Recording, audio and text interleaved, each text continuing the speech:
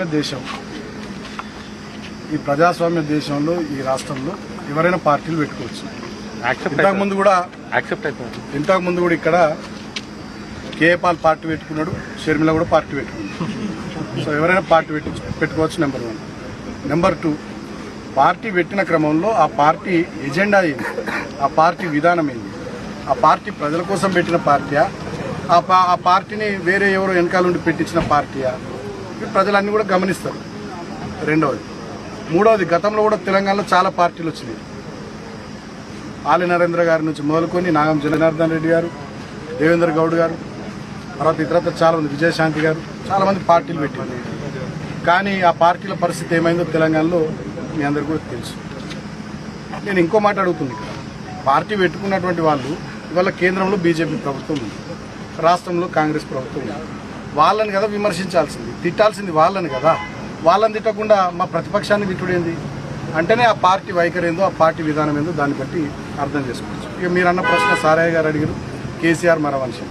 నేను ఒక మాట అంటున్నా బ్రదర్, అసలు కేసీఆర్ గారు లేకపోతే తెలంగాణ ఎక్కడిది, మేమంతా ఎక్కడిది, మనం ఎక్కడిది. కేసీఆర్ గారి గురించి మాట్లాడే ముందు ఆలోచించుకోవాలి కదా.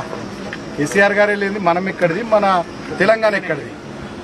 అన్నిటికన్నా ముఖ్యంగా కేసీఆర్ గారిని మర మనిషి అని మాట్లాడినటువంటి వాళ్ళకి నేను గుర్తు చేస్తాను. కేసీఆర్ ఎట్లా మర మనిషి అవుతాడు?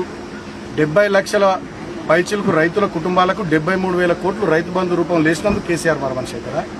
15 లక్షల ఆడబిడ్డల పెళ్లిళ్లు చేసి కళ్యాణ లక్ష్మి కింద ₹1,00,000 ఇచ్చినందుకు కేసీఆర్ మర మనిషి అవుతారా? 15 లక్షల గర్భిణీ స్త్రీలకు కేసీఆర్ కిట్ ఇచ్చి ఒక అన్నలాగా వాళ్ళని ఆదుకున్నందుకు కేసీఆర్ మర మనిషి అవుతారా? 4.5 లక్షల ఒంటరి మహిళలకు 200 ఉన్న పెన్షన్ 2,000 రూపాయలు చేసి వాళ్ళకి పెన్షన్ ఇచ్చినందుకు కేసీఆర్ మర మనిషి అవుతారా? లక్షలాది మంది అవ్వలకు తాతలకు 200 ఉన్న పెన్షన్ 2,000 రూపాయలు చేసి వాళ్ళ కన్న కొడుకులాగా ఇచ్చి ఆ కుటుంబాలను ఆదుకున్నందుకు కేసీఆర్ మర మనిషి అవుతారా? రైతు పెద్ద మరణిస్తే ఆ కుటుంబంలో రైతు బీమా కింద 5 లక్షలు ఇచ్చి ఆ కుటుంబాన్ని ఆదుకున్నందుకు కేసీఆర్ మర మనిషి అవుతారా? ఇవాళ కాళేశ్వరం ద్వారా కానీ, పాలమూరు రంగారెడ్డి ఎత్తిపోతల పథకం ద్వారా కానీ, మిషన్ కాకతీయ ద్వారా కానీ తెలంగాణ బీడు భూములకు నీళ్లు మలిపినందుకు కేసీఆర్ మర మనిషి అవుతాడా? మిషన్ భగీరథ ద్వారా మంచినీళ్ళు ఇచ్చినందుకు కేసీఆర్ మర మనిషి అవుతాడా? ఎందుకు కేసీఆర్ మర మనిషి అవుతాడు? ఎట్లా కేసీఆర్ మర మనిషి అవుతాడు? చేప పిల్లల పంపిణీ, గొర్రెల పంపిణీ ద్వారా యాదవులు, ముదిరాజులు, బెస్తా కుటుంబాలను ఆదుకున్నందుకు కేసీఆర్ మర మనిషి అవుతాడా? దళిత బంధు లాంటి 10 లక్షల రూపాయలు ఇచ్చి దళిత కుటుంబాలను ఆదుకున్నందుకు కేసీఆర్ గారు మర మనిషి అవుతారా? ఎందుకు మర మనిషి అవుతారు కేసీఆర్ గారు? తెలంగాణ తెచ్చినందుకు మర మనిషి అవుతారా? తెచ్చిన తెలంగాణలో అన్ని వర్గాల ప్రజలు బాగుపడాలని తనలాడినందుకు కేసీఆర్ మర మనిషి అవుతారా?